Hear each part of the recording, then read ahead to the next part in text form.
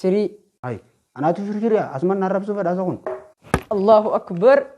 Kan jaalala bakka jirtan maratti isin haa qaqqabu isiniin jecha arraanta nagaa kuno keessummaa addaa abbaa chaanaalaa Furtuu Wood Usaamaa Hayyub qabannee isinii dhiyaannee jirra.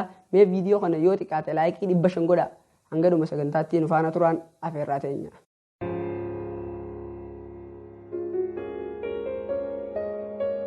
Usaamaa baga nagayaan dhufte. Hayyee asin naafeeroo hoysaniif guddaa galatoomaa baga nagayaan na hidan. Hayyee gaa Usaamaa ቋንቋ አማርኛ አውቀዋለህ?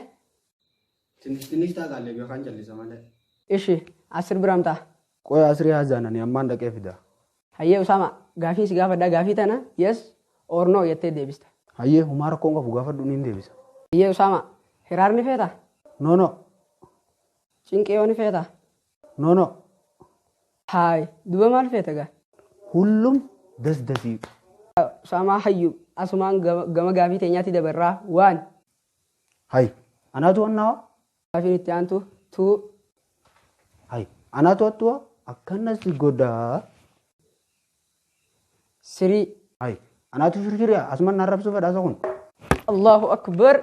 hayyee gaa Usaamaa Oromoo yeroo makmaakamu maal jaa? beeyti malee saree jankuulanii jaabar Oromoon. gaa Somaaleenoo yeroo makmaaktu maal jetti? Izatti koo wallahi ichi biran dabrin jetti Somaaleen. Kabajamtootaa fi hordoftoota keenya sagantaan gaafii deebii Usaamaa Hayyub wajjin qabannee dhiyaanne tana fakkaatti hanga viidiyoo biraatii walitti deebinutti assalaamu alaikum wa rahmatullaahi wa barakaatu.